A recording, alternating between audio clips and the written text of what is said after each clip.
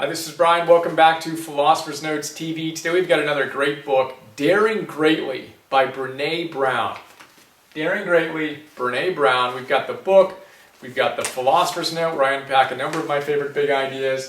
Today we're going to focus on 5 of my favorite big ideas.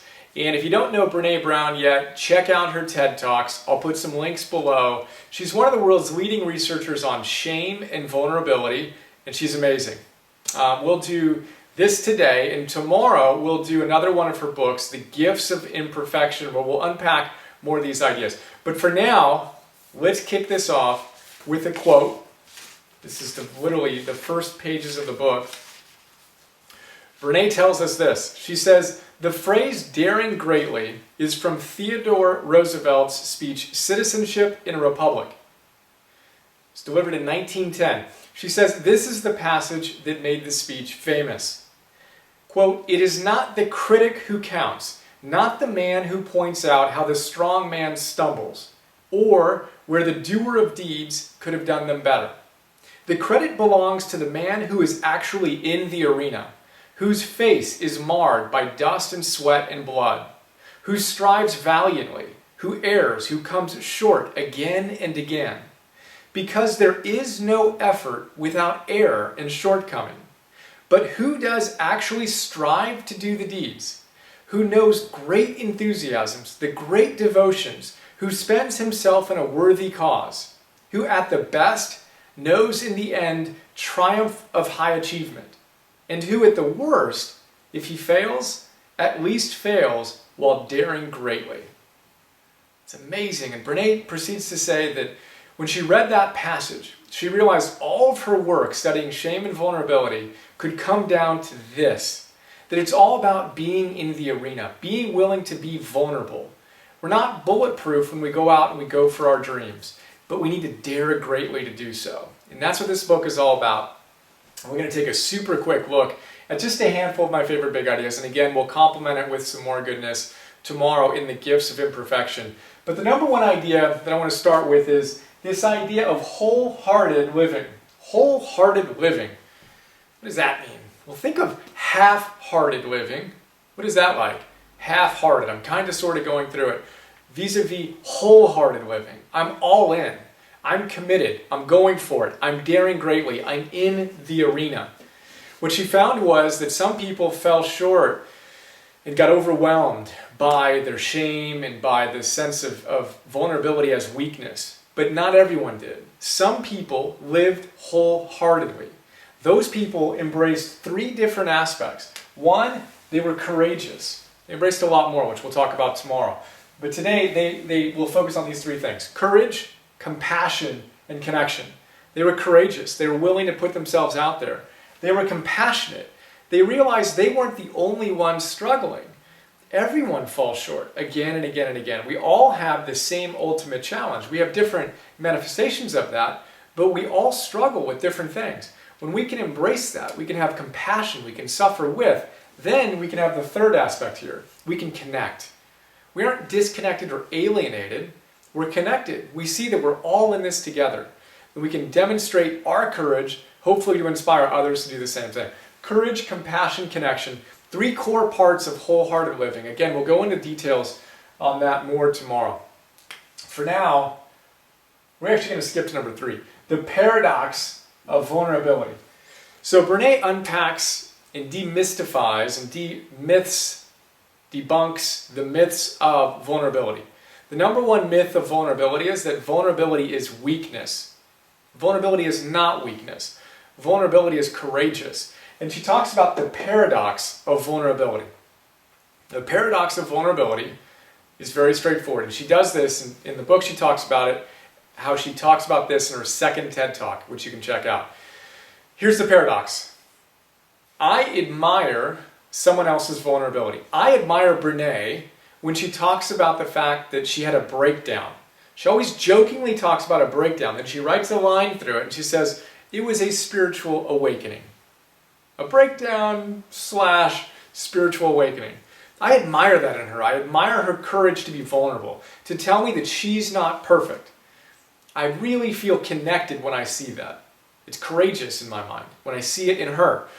But When I think of my own vulnerability, and I think of being vulnerability to you or to anyone else, I can tend to see that as a weakness. So we admire vulnerability in others, we see it as courageous, we dislike it, we hate it in ourselves, and we see it as a weakness that we want to get rid of. We see it as courage in them, we see it as weakness in us. That's the paradox of vulnerability. But when we're able to be vulnerable, and be courageous, and be compassionate, that's how we form connection. It's the paradox of vulnerability. Now, one of the reasons why we dislike it in ourselves is we can wake up with what Brené calls vulnerability hangovers after we are willing to dare greatly. She shares an amazing story after giving her first TED Talk, and she publicly let people know that she had a breakdown / spiritual awakening. And she woke up the next day with this vulnerability hangover and said, I cannot believe I just shared this. Hundreds of people now think I'm crazy. I can't even get out of bed this morning. I have a vulnerability hangover. And then she proceeds to say that she heard that it was going to go online and she wanted her husband to break in and somehow steal the video so it couldn't be shared. Long story short, not only did hundreds of people hear about her breakdown, millions of people did. And by her willingness to dare greatly, to be vulnerable, to share her weaknesses, she's transformed millions of people's lives, certainly inspired them to transform their lives. That's the paradox of vulnerability, and the vulnerability hangovers that come out of that at times. I'm sure you've experienced it. I know that I have more than once. She also talks about the people in the stands. What do you do with the people in the stands? So if you're in the arena and you've got blood and dust and sweat on your face, you're marred, and you're coming up short again and again and again, you're in the arena. What about the peanut gallery that's in the stands casting aspersions and criticisms at those of us who are striving to be in the arena? What about them? What do you do with them? Well, first, we appreciate the fact that a lot of people are actually in the arena with us. And we want to start with gratitude for the people we're closest to who believe in us. And they aren't in the stands. They're in the arena with us. They're battling with us. We want to embrace them wholeheartedly and thank them for being there with us. And we want to be there with them as they go out and dare greatly.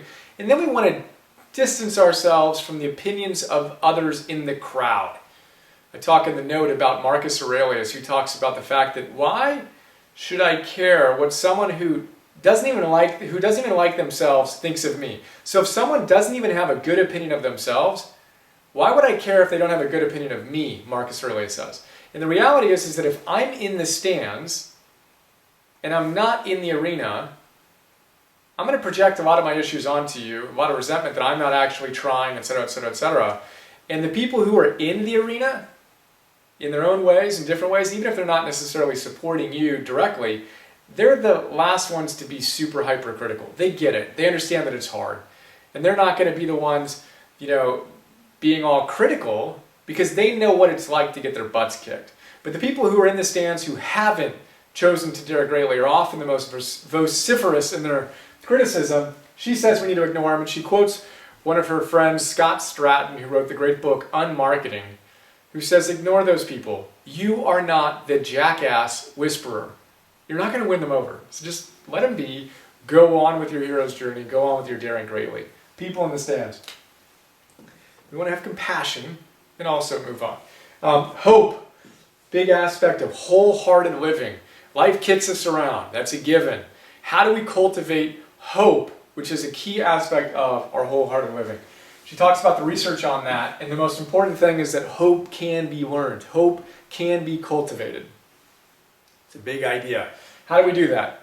3-step process to boil it down most simply. Number 1, we need to create goals. If you want to have hope, you got to have a future that you're excited about. You got to be leaning into something that you can actually dare greatly toward, right? What are your goals? Set them as realistic. They're stretch, not snap goals, but what are your goals that fire you up? That's number 1. Number 2, how are you going to get there? Create your path. Figure it out. And then persist. Know that you're going to hit obstacles. It's not going to be a straight line from here to there. When you fall short, it doesn't mean that you should give up. It means you need to pick yourself up, dust yourself off, and go for it. Persist. So we have goals, we create a path, and we persist in pursuit of that, and we believe we can achieve the goals. 1, 2, 3, that's how we cultivate hope. If you're not feeling a lot of hope right now, start with an embrace of your vulnerability and see that as weakness, you're willing to look at that and really step into these ideas. We're going to talk more about imperfection tomorrow, so we'll wait till tomorrow to get into that. But think about what goals inspire you, create that path, persist, and believe. It's a super quick look at Daring Greatly. I applaud you for being in the arena. I hope you enjoyed. Tune in tomorrow when we talk about the gifts of imperfection. For now, have another awesome day. Look forward to sharing more soon. See you.